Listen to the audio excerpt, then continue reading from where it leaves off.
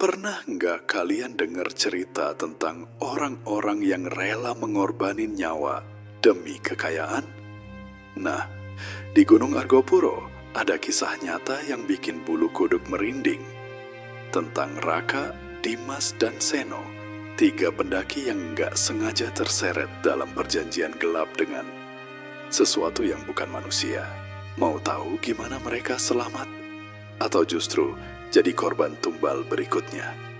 Jangan kemana-mana, karena malam ini gue bakal bawa kalian langsung masuk ke dunia mistis Argopuro yang nggak semua orang berani singgahi. Raka berdiri memandangi jalur pendakian Baderan yang mulai diselimuti kabut petang.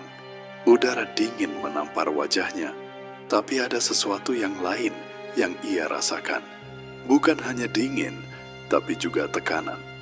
Seperti ada sesuatu yang menatap mereka dari dalam hutan yang gelap. "Kita masih lanjut?" tanya Dimas tanpa ekspresi, meski suaranya terdengar ragu. Ia mencoba terlihat tenang, tapi genggaman tangannya yang gemetar pada trekking pole membongkar ketegangannya. Seno, satu-satunya dari mereka yang belum bicara sejak tiba di pos, tiba-tiba berkata pelan, "Kalau sekarang mundur, terlambat. Mereka sudah tahu kita datang." Raka mengernyitkan dahi. "Mereka? Maksud lu siapa?" Seno tidak menjawab. Sorot matanya dingin, seperti sedang menyembunyikan sesuatu. Sejak awal perjalanan dari rumah tadi, Seno memang sudah terlihat berbeda. Ia yang biasanya ceplas-ceplos justru kali ini sering diam. Sesekali tampak seperti mendengar sesuatu yang tidak didengar orang lain. "Kalau lo mau bercanda horor-hororan, mending jangan sekarang," ujar Dimas kesal. "Kita baru mulai naik, jangan dibikin tegang dulu." Seno menatap mereka bergantian. "Gua serius, kalian harus tahu satu hal, Argopuro bukan gunung biasa. Ada alasan kenapa orang-orang sini selalu bilang, jangan sombong, jangan sembarangan, dan jangan pernah manggil nama sembarangan." Raka tertawa kecil, mencoba menghilangkan tegang. Iya, gue ngerti adat gunung. Jangan meremehkan alam, jangan kurang ajar, jangan bla bla bla. Namun sebelum selesai, tiba-tiba suara gamelan terdengar samar dari jauh. Mereka bertiga langsung terdiam. Suara itu bukan ilusi, bukan angin. Itu gamelan, penuh, nyata, namun terdengar entah dari mana. "Bro, jangan bercanda," gumam Dimas. "Ada yang lagi pesta di gunung." Raka memaksa tertawa, tapi tawanya patah sendiri. Seno menjawab lirih, "Itu bukan pesta, itu panggilan. Setiap gamelan di gunung ini punya arti, dan yang satu ini bukan buat manusia." Angin tiba-tiba bertiup kencang. Pohon-pohon pinus berderak seperti dipaksa membungkuk. Suara gamelan itu semakin jelas lalu menghilang, digantikan keheningan yang tidak wajar. Begitu sunyi, mereka bahkan bisa mendengar detak jantung sendiri. "Gua bilang sekali lagi," kata Seno pelan tapi tegas, "dari sini sampai nanti kita turun, jangan pernah manggil nama asli. Pakai nama samaran." "Serius segitunya?" tanya Raka. "Lu pikir gua main-main?" Suara Seno kini tegas dan tajam. "Di gunung ini, nama itu bukan sekadar panggilan. Nama itu jejak, dan sesuatu di sini bisa mengikuti jejak itu." Dimas menatap Seno tajam. "Lu tahu sesuatu kan? Dari tadi, lu kayak orang yang udah pernah kesini. Lu simpan apa dari kita?" Seno tidak menjawab. Ia hanya menatap ke dalam hutan, lalu berkata, "Gua cuma mau kita selamat. Kalau lu mau hidup, jangan tanya banyak." Mereka akhirnya melanjutkan langkah. Kabut semakin tebal, hening. Jalur pendakian itu seperti membawa mereka ke dunia yang berbeda, suram, dingin, dan penuh sesuatu yang tidak terlihat. Baru 10 menit berjalan, mereka sudah merasa seperti diawasi. "Gue ngerasa gak enak," kata Raka pelan. "Jangan bilang yang aneh-aneh," jawab Dimas cepat. "Aku gak bercanda. Dari tadi ada yang ikut kita dari belakang. Jalannya pelan, tapi pasti. Seno berhenti. Ia menunduk, lalu bicara lirih. Jangan nengok ke belakang. Jangan pedulikan kalau ada yang ikut. Selama bukan dia yang manggil, kita masih aman. Dia, ulang Raka.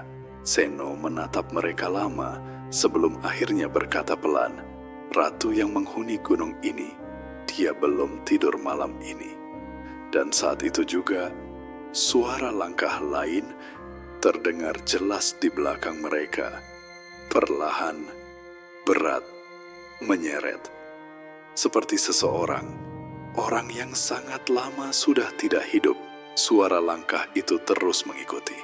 Pelan, berat, seperti ada sesuatu yang diseret di tanah basah. Dimas menelan ludah. Gua sumpah dengar itu, bisiknya lirih. Raka mengangguk cepat, napasnya tersendat. Iya, dari belakang kan? Seno tidak menjawab. Hanya satu kata keluar dari mulutnya. Jalan. Mereka bertiga mempercepat langkah, tapi suara langkah itu tetap mengikuti. Makin dekat, makin jelas. Krek, krek, krek. Seakan sesuatu berjalan di atas ranting kering, tapi gerakannya tidak wajar, tidak seperti manusia. Terlalu lambat, tapi mendekat. Apa itu? Tanya Raka, tanpa sadar menoleh sedikit ke belakang. Seno langsung menarik kerah jaketnya kasar. Jangan nengok. Desisnya tajam. Kalau lo nengok, artinya lo ngakuin keberadaan dia. Kalau lo ngakuin, dia ikut lo sampai rumah. Raka terdiam, tubuhnya gemetar. Baru kali ini, ia melihat ekspresi Seno setakut ini. Seolah Seno bukan lagi sekadar pendaki. Seolah dia tahu sesuatu yang jauh lebih dalam tentang tempat ini. Suara langkah itu berhenti, hening kembali turun. Tapi bukan hening biasa. Ini seperti ruang kosong yang memaksa mereka berhenti bernapas. Dimas perlahan berbisik. Sen, gue harus tahu. Yang barusan itu apaan? Seno menjawab tanpa menatap mereka. Itu penjaga jalur. Setiap wilayah di Argopuro punya yang begitu. Tapi tenang, itu belum yang paling bahaya. Belum yang paling bahaya. Kalimat itu berputar di kepala Raka, memukul batinnya. Langit semakin gelap, meski waktu baru menunjukkan pukul 5 sore. Kabut turun begitu cepat, seperti tirai yang memisahkan mereka dari dunia luar. Jalur di depan hanya tinggal bayangan samar. Nih, kabut nggak wajar, gumam Dimas cemas. Kabut turun secepat ini, nggak normal. Seno berhenti mendadak. Ia mengangkat tangan sebagai tanda isyarat. Dengar baik-baik, katanya pelan.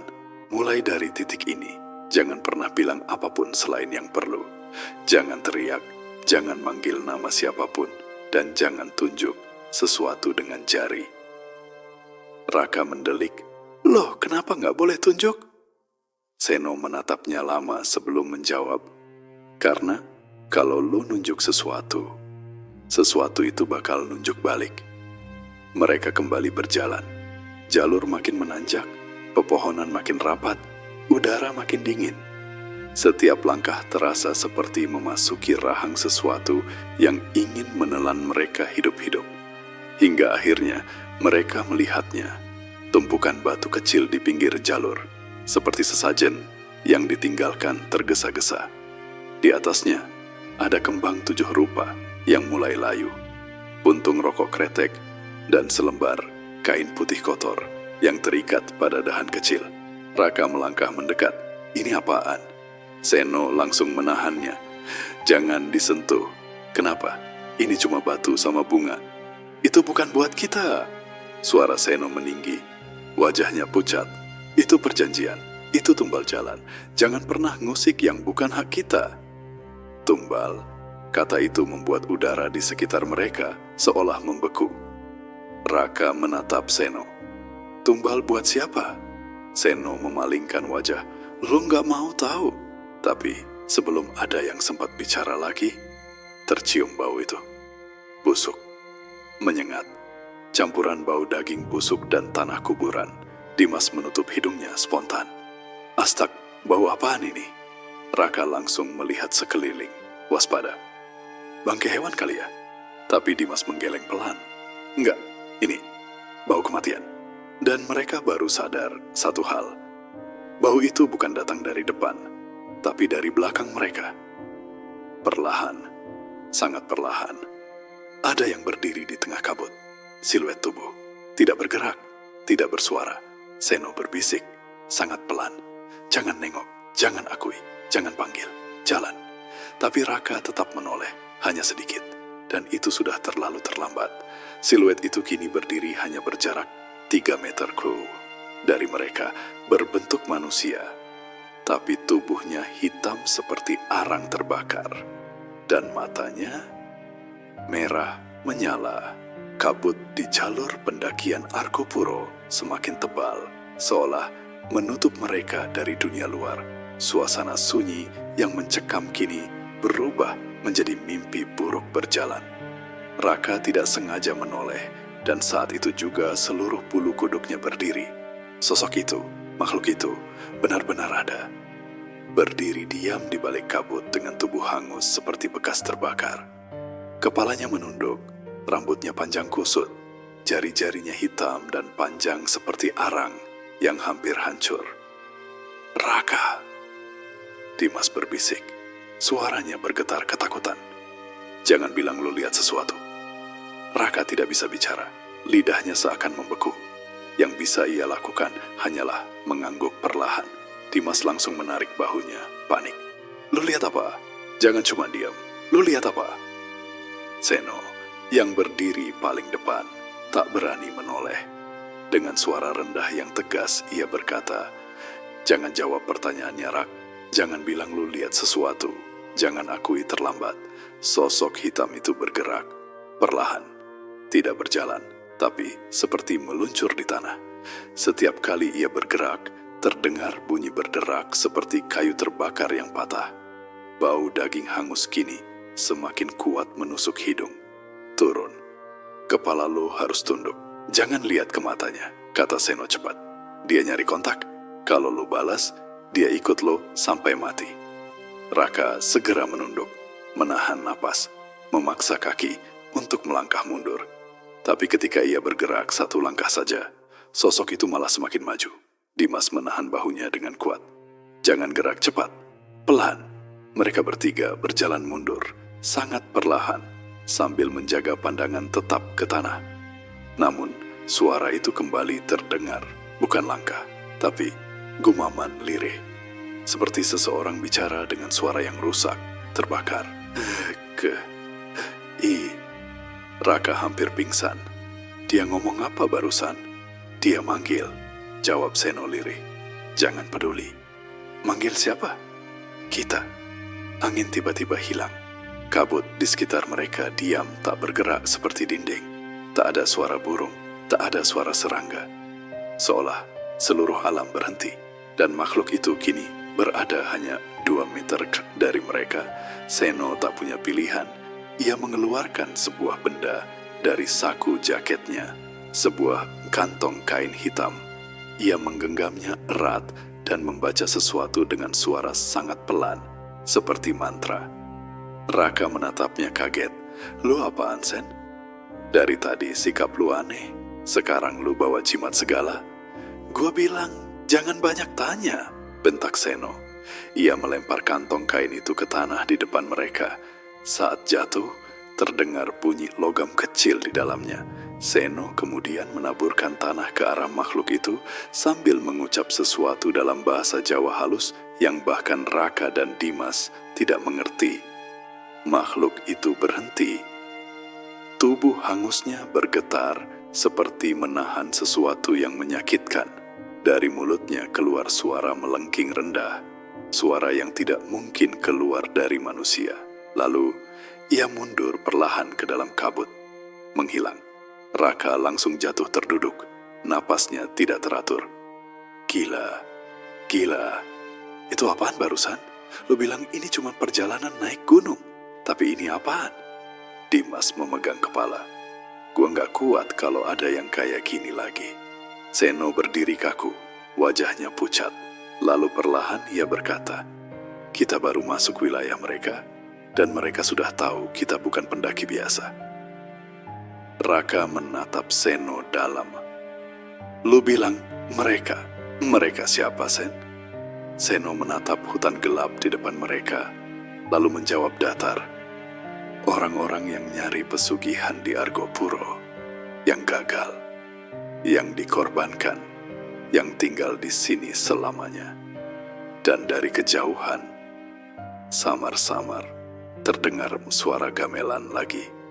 Semakin malam, hutan Argopuro terasa seperti dunia yang berbeda. Langit tertutup kabut dan bulan hanya terlihat sebagai bayangan pucat di balik awan hitam. Raka, Dimas, dan Seno berjalan pelan menyusuri jalur yang makin menyempit. Tidak ada suara burung malam, tidak ada desir angin, hanya keheningan yang membuat telinga terasa berdenging. Kita harus cari tempat buat ngecamp sementara, kata Dimas sambil memperhatikan jam tangannya. Gue gak yakin kita bisa lanjut jalan malam kayak gini. Jalur makin gak jelas, bukan cuma jalur. Raka menimpali pelan. Kita dibuntutin sesuatu. Tenang, jawab Seno singkat. Selama kita gak manggil mereka, mereka cuman ngawasin. Raka sudah mulai kehilangan kesabaran. Mereka ini siapa sih? Dari tadi lu ngomong mereka-mereka. Gue gak ngerti dari tadi kita ngadepin apa. Seno menatap Raka tajam. Gue udah bilang, jangan banyak tanya. Kenapa? Raka membalas sengit. Ini bukan perjalanan biasa lagi. Di belakang tadi kita hampir mati. Gue butuh tahu apa yang kita hadapi, Sen. Dimas berdiri di antara mereka, mencegah keributan. Oke, cukup. Kita butuh kepala dingin, bukan saling marah. Seno mendengus pelan, lalu menatap ke arah hutan gelap yang dalam. Gue jelasin satu hal. Argopuro ini bukan gunung biasa. Ini bekas wilayah kerajaan, dan katanya tempat ini jadi salah satu jalur paling angker di Jawa. Banyak yang percaya di sini masih ada keraton Dewi Rengganis. Ada pasukan gaib yang masih lengkap, dan ada tempat-tempat yang masih dipakai buat ritual. Ritual pesugihan, potong Raka lirih.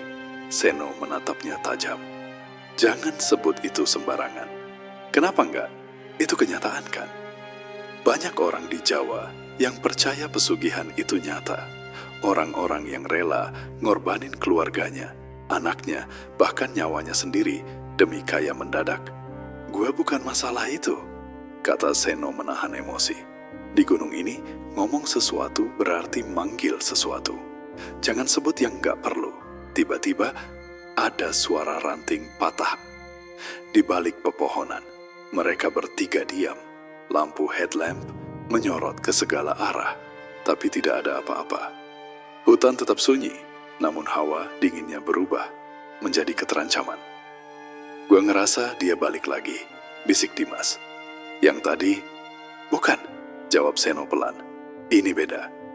Beda gimana maksud lo? Tanya Raka. Seno menghela napas panjang. Beda karena yang ini, bukan mereka, ini yang lain. Dari balik pepohonan, muncul sesosok kakek tua. Memakai sarung dan ikat kepala hitam. Ia berjalan pelan, memegang tongkat kayu. Anehnya, tubuhnya tidak terkena cahaya headlamp sama sekali. Seolah-olah cahaya tidak menyentuhnya. Raka menatapnya bingung. Ada orang malam-malam gini? Bukan orang, bisik Seno cepat. Turunin headlamp lo, cepat. Jangan sorot dia. Mereka menunduk perlahan. Kakek itu berhenti di hadapan mereka. Suaranya berat dan patah-patah, seperti suara yang datang dari tempat sangat jauh. Kalian bukan pendaki. Kalian bukan penduduk sini. Kalian membawa sesuatu yang tidak seharusnya kalian bawa. Raka tercekat. Maksud Mbah apa? Kakek itu mendongak. Tatapannya tajam, seperti menembus dada mereka bertiga. Pergi dari gunung ini, malam ini juga. Kalau tidak, kalian akan jadi bagian dari mereka. Mereka siapa? Tanya Dimas dengan tubuh gemetar. Kakek itu hanya menjawab satu kalimat sebelum perlahan menghilang ke balik kabut. Mereka yang mencari kekayaan. dan harus membayar dengan darah. Seno terdiam. Raka menatapnya curiga. Lu tahu sesuatu kan? Lu sembunyiin sesuatu dari kita. Jawab. Raka mendorong Seno. Seno akhirnya berbisik. Satu kalimat yang membuat Raka dan Dimas membeku ketakutan. Kita nggak sendirian dari awal. Ada yang ikut sama kita sejak berangkat. Dan itu bukan manusia. Ucapan Seno barusan membuat udara di sekitar mereka membeku. Raka menatapnya tajam, sementara Dimas terlihat mulai kehilangan warna di wajahnya. Maksud lu apa? Ada yang ikut dari awal? Maksud lu dari rumah? Tanya Raka dengan suara nyaris bergetar. Seno tidak menjawab, tapi dari tatapannya mereka tahu. Itu bukan ancaman biasa. Ada sesuatu yang disembunyikan. Sesuatu yang gelap. Jangan diam doang, Sen, bentak Dimas. Lu ngundang sesuatu buat ikut kita ya? Jawab. Aku nggak manggil apapun, jawab Seno lirih. Tapi aku tahu, dia ikut kita. Siapa dia? Raka mendesak. Seno menelan ludah. Lalu pelan-pelan dia berkata, arwah perempuan. Dimas langsung memaki. Anjing, dari tadi kita udah dibuntutin, dilihatin, hampir diganggu. Makhluk gosong sialan tadi. Sekarang, lu bilang ada arwah cewek ikut kita? Maksud lu apa? Seno menggeser tasnya dan duduk di atas batu besar sambil menunduk. Gue gak bisa cerita semua, tapi gue harus peringatkan. Kalau sampai dia muncul wujudnya, jangan ajak bicara, jangan jawab pertanyaannya, dan jangan, sekali lagi, jangan sia-siakan permintaannya. Permintaan? Kata itu membuat Raka semakin curiga. Dia mau apa, Sen? Seno mengangkat kepala pelan. Matanya merah, bukan karena marah, tapi seperti orang yang sudah menahan beban terlalu lama. Dia butuh sesuatu yang... Seno ragu melanjutkan. Sesuatu apa? Dimas makin tak sabar. Dia nyari tebusan, jawab Seno akhirnya. Atau lebih tepatnya, dia nyari tumbal. Kata itu membuat Raka dan Dimas terdiam. Bunyi daun bergesekan di hutan, malam terasa seperti bisikan arwah. Hening lama menghantui percakapan mereka. Hingga akhirnya Raka kembali bicara, pelan tapi bergetar. Jangan bercanda, Sen. Tumbal buat apa? Seno menatap mereka lama, buat keluar dari perjanjian. Perjanjian? Ulang Dimas. Perjanjian kayak pesugihan? Seno hanya menunduk. Itu sudah cukup sebagai jawaban. Raka berdiri dan menatap Seno penuh curiga. Gua udah curiga dari awal. Dari berangkat, lu diem terus. Dari masuk jalur lu, kayak orang yang udah tahu apa yang bakal terjadi. Sekarang, lu ngomong kalau ada arwah perempuan ikut kita dari rumah, terus dia butuh tumbal. Seno masih diam. Raka menunjuknya. Gua mau tahu yang Jangan nunjuk, bentak Seno tiba-tiba. Jangan tunjuk apapun pakai jari di gunung ini. Kenapa nggak boleh? Teriak Raka. Seno menatapnya tajam. Karena itu undangan. Mendadak terdengar suara luas tangis. Bukan tangis manusia, bukan juga suara binatang. Tangisan itu lirih, sangat dekat, tapi tidak berasal dari arah manapun. Tangisan itu ada di mana-mana. Lu dengar itu? Bisik Dimas ketakutan. Tutup mulut, perintah Seno cepat. Jangan jawab, jangan cari sumber suara, jangan panggil siapapun. Tapi suara itu semakin jelas, seperti perempuan yang tersesat di hutan, menangis putus asa. Tolong. Dimas menegang. Ada orang, Ra. Ada cewek butuh bantuan, bukan manusia. Bisik Seno. Jangan peduli. Tapi dia minta tolong. Dimas bersikeras. Itu perangkap. Seno menahan lengannya. Kalau kita jawab, kita mati. Tangisan itu berubah jadi ratapan panjang yang memilukan. Lalu berubah menjadi suara tawa pelan. Tawa pahit, tawa dendam. Raka berbisik lirih, dia nyari tumbal. Buat apa, Sen? Dengan suara yang hampir tak terdengar, Seno menjawab, buat seseorang yang udah ngorbanin dia dulu. Seseorang yang ada di antara kita bertiga. Ucapan Seno barusan membuat Raka dan Dimas terpaku. Henning menelan mereka bulat-bulat. Tak ada angin, tak ada suara binatang malam, hanya jantung mereka bertiga yang berdetak cepat. Raka masih mencoba mencerna maksud kalimat itu. Tunggu, maksud lo? Ia menatap Dimas, lalu ke Seno lagi.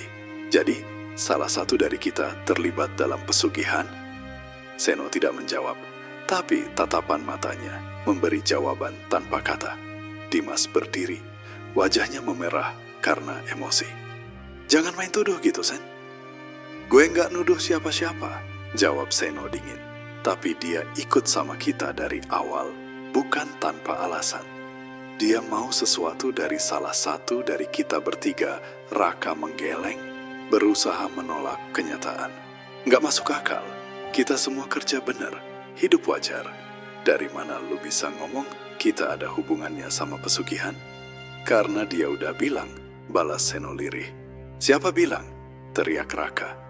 Dia, bisik Seno tanpa ekspresi. Perempuan itu, dia muncul di rumah gua sebelum kita berangkat. Dimas dan Raka terdiam kaku. Seno melanjutkan. Dia bilang, salah satu dari kita pernah buat perjanjian. Dan waktunya hampir habis. Kalau nggak diganti tumbalnya, dia bakal nuntut. Nuntut apa? Tanya Dimas gugup. Seno menatapnya penuh makna. Nyawa. Kabut dari dalam hutan pelan-pelan merayap lagi mendekati mereka. Seakan ikut mendengarkan pembicaraan itu. Malam semakin pekat, udara semakin berat. Raka maju satu langkah mendekati Seno. Lu jelas-jelas tahu sesuatu dari awal. Dan lu ajak kita naik ke sini? Buat apa? Buat jadi tumbal? Gua naik ke sini buat hentikan dia, jawab Seno tegas. Ini nggak bisa diselesaikan di rumah. Nggak bisa diselesaikan sama ustaz atau dukun kampung. Dia terikat sama tempat ini. Tempat ini. Dimas mengulang, bingung. Gunung ini, kata Seno. Dia dikorbanin di sini. Henning kembali turun. Raka merasa seluruh tubuhnya dingin. Dikorbanin? Maksud lu dia? Iya, Seno mengangguk. Dia tumbal pesugihan. Tiba-tiba terdengar suara jalangkah kecilan di belakang mereka. Seperti suara kaki telanjang menginjak tanah basah. Pelan, semakin dekat. Mereka bertiga serentak menoleh, tapi tidak ada siapa-siapa. Hanya kabut yang bergerak pelan, seperti hidup. Dimas mulai kehilangan kendali. Gak masuk akal. Kita cuma mau naik gunung, Sen. Lu gak ngomong apa-apa dari awal. Kalau bener ada arwah cewek ikut kita. Siapa dia? Seno memejamkan mata sejenak. Seolah pilihan untuk bicara ini sangat berat. Lalu ia membuka matanya dan berkata pelan, namanya Rani. Raka dan Dimas saling pandang, nama itu asing. Gua gak kenal siapapun namanya Rani, kata Raka. Dimas ikut menimpali, gua juga enggak. Seno menatap mereka. Salah satu dari kalian kenal dia. Siapa? Seno tidak menjawab. Angin mendadak berhembus kencang. Hutan yang tadinya senyap kini seperti hidup.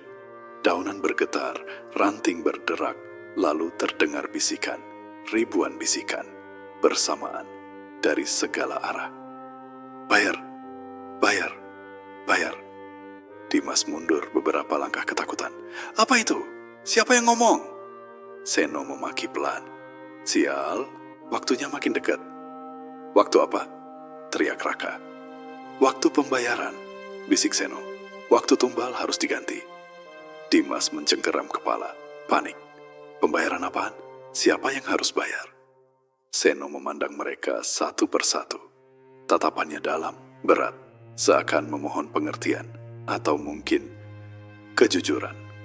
Gua tanya sekali, katanya pelan tapi tajam. Siapa di antara kalian yang pernah datang ke Gunung Argopuro sebelumnya? Sendirian? Seno menatap Raka dan Dimas satu persatu. Udara malam di Argopuro terasa semakin pekat. Dingin merayap sampai ke tulang. Jawab, tegas Seno suaranya pecah di keheningan hutan. "Siapa dari kalian yang pernah kesini sendirian?" Raka menatap Dimas, tubuhnya gemetar. "Gue nggak pernah, Sen." Dimas ikut menggeleng cepat. "Gue juga nggak." Seno menarik napas dalam, matanya redup namun tajam, seakan menembus mereka sampai ke rahasia terdalam. "Kalau begitu, salah satu dari kalian pasti pernah di sini tanpa ingat." Raka merasa bulu kuduknya merinding. "Apa maksud lo?" "Gunung ini punya cara sendiri untuk memilih," jawab Seno. "Siapa yang pernah terlibat, meski lupa, dia masih terikat. Tapi, bagaimana kita tahu siapa?" Dimas suaranya nyaris bergetar. Seno menunduk sebentar. "Rani akan tunjukkan."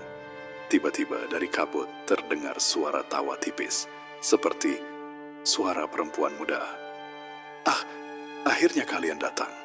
Suara itu terdengar jelas, tapi tak terlihat wujudnya. "Dia lagi," bisik Raka. "Diam." Seno menegur keras. "Jangan jawab, jangan gerak cepat." Suara itu semakin dekat, mengitari mereka. Bau tanah basah dan daging hangus kembali menusuk hidung. Raka menatap sekeliling. Tidak ada apapun, tapi mereka bisa merasakan kehadirannya. Semacam tekanan, seperti gunung itu sendiri menekan mereka ke tanah. "Lu harus ingat, salah satu dari kalian pernah datang ke sini sendirian, dan lo nggak sadar," kata Seno. "Rani memilih orang itu, dan waktunya sudah dekat." "Gue nggak ngerti," gumam Dimas, suaranya hampir tak terdengar. "Kita cuma pendaki. Kenapa kita harus dikaitin sama pesugihan?" Seno menepuk bahunya pelan tapi tegas, karena mereka yang mencari kekayaan lewat cara gelap selalu meninggalkan jejak. Raka memejamkan mata, mencoba menenangkan diri. Ingatannya berputar ke masa lalu. Beberapa bulan lalu, ia pernah naik Argopuro sendirian malam hari, mencoba jalur berbeda. Ia mengira itu sekadar latihan. Tapi sekarang, rasa bersalah itu muncul, menyesakkan dada. Seno menatapnya tajam. "Itu dia, lo, Raka. Rani memilih lo karena lo pernah datang sendirian." Raka menelan ludah. "Tapi itu, cuma latihan. Gue nggak tahu ada ritual apa-apa." Dimas menatapnya ngeri. "Raka, jangan bilang lo pernah sendirian." Raka mengangguk pelan. "Iya, tapi gue nggak pernah nyentuh apapun." Seno menunduk, menatap tanah. "Tidak masalah, kehadiran lo sudah cukup, dan sekarang dia datang minta ganti." Dari kabut, suara Rani terdengar lagi, lebih keras. Aku tunggu, jangan lari." Dimas gemetar hebat. "Gila, itu suara nyata. Dia nyari lo, Rak." Raka hanya bisa menunduk, tubuhnya kaku. Seno menepuk bahu Raka. "Dengar baik-baik, satu-satunya cara selamat, lo harus bayar. Tapi, lo nggak bisa bayar uang atau emas. Ini lebih dalam dari itu, lebih dalam." Dimas panik. "Nyawa atau sesuatu yang lo sayang," bisik Seno. Dia mau tumbal. Langit malam seolah runtuh di kepala mereka. Kabut menebal dan suara tawa Rani bercampur dengan tangis. Dari arah kabut, sesuatu menyeret tanah dengan bunyi krek, krek. Lagi, semakin dekat. "Lo siap?" tanya Seno pelan, tapi suaranya seperti gema kematian. Raka menelan ludah, tubuhnya gemetar hebat. Gue nggak ada pilihan lain kan?" Seno mengangguk. "Pilihan lo sekarang cuma satu, hadapi atau hilang selamanya." Dan dari dalam kabut, muncul bayangan hitam lagi, panjang, tanpa bentuk jelas, tapi jelas itu. Arahnya ke Raka. Raka menatap, tubuhnya kaku. Hanya satu pikiran yang muncul di kepalanya. Ini bukan mimpi. Ini perjanjian yang harus dibayar. Kabut malam semakin pekat, menelan jalur pendakian Argopuro. Raka berdiri terpaku, tubuhnya gemetar, mata menatap kabut di depan. Dari sanalah suara tangisan Rani terdengar lagi, tapi kini lebih dekat, lebih nyata. Aku tunggu kalian." Suara itu terdengar jelas, seperti keluar dari tanah sendiri. Dimas menahan napas, menatap Raka dan Seno. "Rak, dia ada di depan kita. Aku bisa ngerasain dia. Nyaris di depan." Seno mengangguk pelan. "Dia sudah muncul. Ini saatnya lo menghadapi dia. Jangan lari, jangan jawab pertanyaannya." Dari kabut, bayangan seorang perempuan muncul. Tubuhnya pucat, basah oleh embun. Rambut panjangnya kusut menutupi wajah. Mata merah menyala menatap Raka. Setiap langkahnya pelan, tapi pasti. Akhirnya kita bertemu." Suara Rani seperti menyayat, lembut tapi mengerikan. Raka menelan ludah. Gua nggak kenal lo." Suaranya nyaris pecah. Rani menunduk sedikit, menatapnya tajam. "Kenal atau tidak, aku tahu siapa yang pernah menginjak jalur ini sendirian. Dan sekarang waktumu telah tiba." Dimas menggenggam tangan Raka. "Rak, lo bisa negosiasi nggak? Kita bisa apapun untuk selamat." Seno memegang bahu Raka. "Diam, jangan bicara, jangan jawab. Sekali lo ngomong, lo selamanya jadi miliknya." Rani mendekat. Bau tanah basah dan daging hangus semakin menusuk. Raka bisa merasakan hawa dingin dari tubuhnya, seakan menembus tulang. Aku cuma latihan. Gua nggak tahu apa-apa." Suara Raka pecah. Rani menatap tajam, lalu melangkah lebih dekat. Suaranya kini seperti gaib, memenuhi seluruh hutan. "Setiap langkah lo adalah janji. Setiap jejak adalah hutang. Dan hutang harus dibayar." Dimas bergetar. "Rak, dia bakal ambil lo." Seno menahan lengan Raka. "Tetap diam, jangan gerak, jangan jawab. Biarkan dia tentukan." Rani berhenti 1 meter di depan Raka. Tubuhnya melayang sedikit, rambutnya tersibak angin yang tidak ada sumbernya. Mata merahnya menatap langsung ke mata Raka, seakan membaca seluruh jiwa dan ingatannya. "Tumbal, itu harus diberikan, nyawa atau sesuatu yang lo sayangi." Suaranya pelan tapi menusuk hati. Raka memejamkan mata, menahan napas. Ingatannya berputar. Malam dia naik sendirian. Batu yang ia injak, ranting yang patah, semua terlihat biasa tapi ternyata menjadi bagian perjanjian. Ia tahu pilihan satu-satunya adalah membayar. Tapi apa yang harus ia korbankan? Dimas menarik Seno. "Kita harus lari. Kita nggak bisa." Seno mengguncang kepala.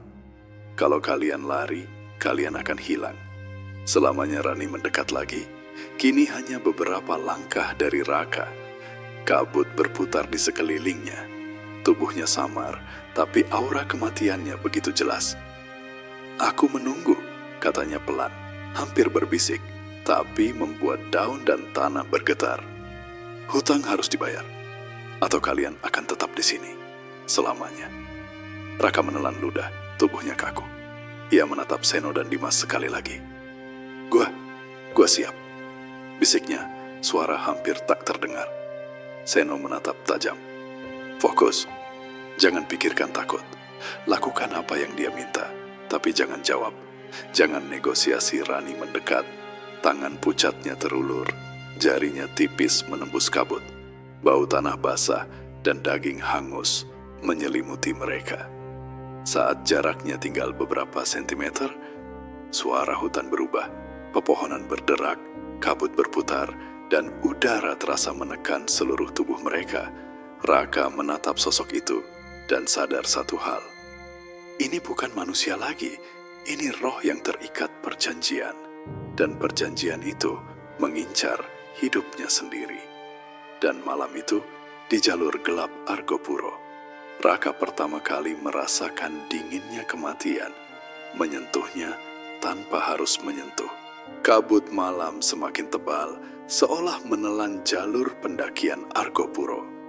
Raka berdiri kaku, menatap sosok Rani yang kini hanya beberapa langkah di depannya. Tubuh Rani samar, tetapi aura kematiannya sangat nyata. "Waktumu hampir habis," bisik Rani. Suaranya lembut, tapi menusuk tulang. "Tumbal harus dibayar, sekarang." Dimas menggenggam bahu Raka, gemetar. Ra, lo harus lari. Jangan kasih apapun. Seno menahan mereka berdua. Diam, jangan gerak, jangan jawab. Kalau lo jawab, dia bakal tarik hidup lo, bukan cuma main ilusi. Raka menelan ludah. Otaknya panik, tapi hatinya tahu satu-satunya jalan adalah menerima. Aku siap bayar, tapi... Suaranya pecah. Rani mencondongkan kepala. Tapi apa? Raka menunduk. Ia sadar, satu hal yang paling berharga baginya, kenangan terakhir dari keluarganya. Foto ibunya yang ia simpan di dompet. Itu yang paling ia sayangi. Satu-satunya yang membuatnya tetap hidup. Ambil, bisik Raka. Ia merogoh dompetnya dan mengeluarkan foto itu. Kabut bergerak, hampir seperti tangan tak terlihat menelan benda itu. Rani meraih foto itu, jarinya tipis dan pucat menembus kabut, menggapai Raka dengan presisi yang tak manusiawi. Dimas menjerit, mencoba menghentikan Raka.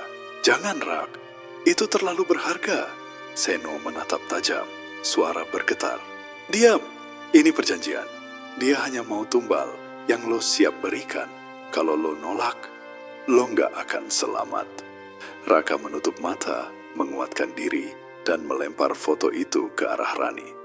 Seketika kabut bergerak liar, menelan foto itu, dan seolah meledak menjadi uap hitam pekat. Rani tertunduk, suara tangisnya muncul dari kabut. Akhirnya. Suara itu samar, tapi menenangkan, seperti bayangan yang lega setelah menunggu terlalu lama. Hening turun lagi, tapi kini berbeda. Tidak ada langkah, tidak ada suara gamelan. Hanya kabut yang perlahan menghilang, meninggalkan 3 pendaki yang berdiri di jalur Argopuro. Tubuh gemetar tapi hidup. Dimas menunduk, napasnya tersengal. Gila, kita selamat. Dia benar-benar mau nyawa kita. Raka masih mematung, menatap kosong ke arah kabut. Tapi, kenapa foto itu? Cukup. Seno menjawab pelan, lirih, tapi tegas. Dia cuma butuh sesuatu yang punya nilai emosional bagi lo. Bukan materi, bukan uang. Perjanjian itu tentang hutang hati. Kalau lo bayar sesuai yang dia minta, dia pergi. Kalau tidak, lo bakal ikut bersamanya selamanya. Dimas menatap Seno lega tapi masih takut. Jadi, kita benar-benar lolos? Seno mengangguk. Iya, tapi ingat, Argopuro tidak pernah melupakan.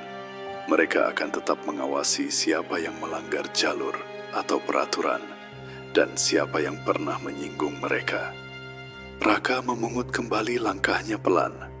Tubuhnya gemetar hebat. Ia tahu, apa yang ia alami malam ini akan membekas selamanya.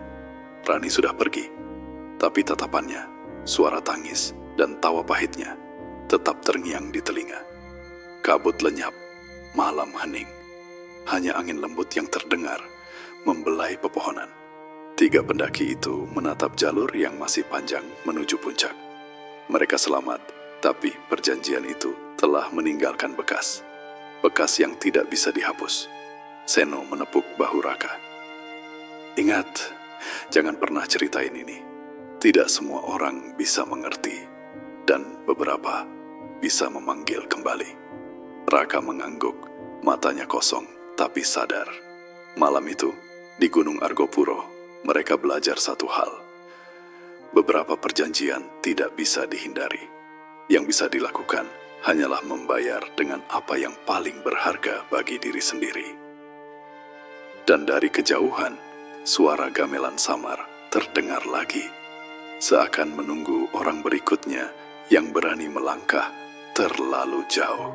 Pagi akhirnya datang di Gunung Argopuro, tapi tidak ada sinar matahari yang menembus kabut tipis di antara pepohonan.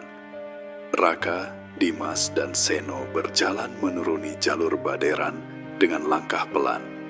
Tubuh mereka lelah, kaku, dan masih gemetar. Perjalanan malam itu meninggalkan bekas, bukan hanya di tubuh, tapi di pikiran. Raka memegang dompetnya, memastikan foto ibunya yang ia korbankan untuk Rani tidak ada lagi. Gue gak nyangka, satu foto bisa bikin hidup gue nyaris hilang. Gumamnya pelan. Dimas menepuk bahu Raka, wajahnya pucat. Gila, gua masih dengar tangis dan tawa perempuan itu di kepala gua. Seno berjalan di depan, tatapannya tajam ke jalur yang mulai terang. Jangan berhenti sampai kita ke pos terakhir, dan jangan bilang satu kata pun tentang ini ke siapapun. Argopuro punya cara sendiri untuk menegur yang sembarangan. Raka menatap pepohonan yang dulu tampak angker, kini sedikit lebih lembut karena cahaya pagi. Tapi hatinya tetap berat. Gue nggak akan pernah lupa malam itu. Rani, perjanjian, semua ini. Seno menoleh sebentar. Gue juga enggak. Dan jangan pernah lupa, perjanjian itu bukan sekadar cerita horor. Itu nyata. Dan siapapun yang melanggar aturan gunung ini, dia akan dibayar dengan cara yang sama. Dimas menarik napas panjang. Jadi, kita selamat cuma karena lo ngasih tumbal itu, dan dia terima? Seno mengangguk. Iya, tapi jangan pernah berpikir itu akhir. Gunung ini masih ingat. Setiap jejak, setiap langkah, setiap nama tercatat. Rani pergi, tapi dia akan tetap ada di sini, menunggu yang lain. Mereka bertiga terus berjalan, menyusuri jalur yang makin menurun. Raka menatap Seno, rasa penasaran membakar. Sen, gue harus tanya, dari awal, lo kenapa tahu segalanya? Lo kenal Rani? Seno terdiam lama, kemudian menjawab pelan. Aku pernah kehilangan seseorang karena perjanjian ini. Dan aku janji, kalau ketemu lagi, aku bakal bantu yang masih hidup untuk selamat. Dimas menoleh ke Raka. Jadi lo bilang, lo ikut pengalaman lo sendiri buat kita selamat? Seno mengangguk, wajahnya penuh luka batin. Iya, tapi ingat, pengalaman gue bukan buat dibanggakan. Ini peringatan. Jangan pernah remehkan yang tak terlihat. Langit pagi kini mulai terang. Suara burung kembali terdengar. Angin lembut menyapu pepohonan. Tapi ketiganya tahu, kabut dan suara gamelan malam tadi tidak sepenuhnya hilang. Ia tetap menunggu, tersembunyi, siap untuk menagih siapapun yang berani menginjak jalur ini tanpa hormat. Raka menatap ke belakang, arah kabut yang perlahan memudar. Gue gak mau cerita ke siapapun, tapi gue gak akan bisa lupain. Malam itu, rasanya kayak hidup gue dijual sama kematian sendiri. Dimas mengangguk. Iya, gue juga. Tapi kita selamat, setidaknya sampai sekarang. Seno menepuk bahu mereka. Cukup, kita sudah selamat. Tapi ingat, rahasia ini tetap rahasia. Gunung Argopuro selalu mengawasi. Mereka bertiga melangkah menuruni jalur. Tubuh lelah, tapi pikiran tetap terjaga. Setiap langkah membawa mereka menjauh dari kabut malam itu. Tapi pengalaman itu tetap menempel, membekas. Dan di kejauhan, dari balik pepohonan, terdengar samar bola suara. Gamelan dulu, pelan, menunggu, mengingatkan bahwa gunung ini tidak pernah benar-benar melepaskan siapapun yang pernah membuat perjanjian dengan kegelapan. Raka, Dimas, dan Seno akhirnya sampai di pos terakhir. Napas lega tapi hati tetap berat. Mereka selamat. Tapi rahasia dan luka malam itu akan menghantui mereka selamanya. Dan Gunung Argopuro tetap sunyi, angker, menunggu langkah-langkah berikutnya yang mungkin tidak akan pernah kembali. Dan itulah kisah Raka, Dimas, dan Seno. 3 pendaki yang nyaris jadi tumbal pesugihan Gunung Argopuro. Mereka selamat, tapi bayangan Rani, suara gamelan, dan kabut malam itu tetap nempel di kepala mereka. Lo percaya nggak? Ada hal-hal di gunung yang nggak cuma cerita horor, tapi benar-benar nyata. Kalau kalian pernah punya pengalaman mistis atau berani naik gunung malam-malam, tulis di kolom komentar. Dan jangan lupa subscribe biar nggak ketinggalan kisah horor nyata lain yang bakal bikin lo merinding. Karena di dunia ini, beberapa rahasia lebih baik nggak pernah disentuh.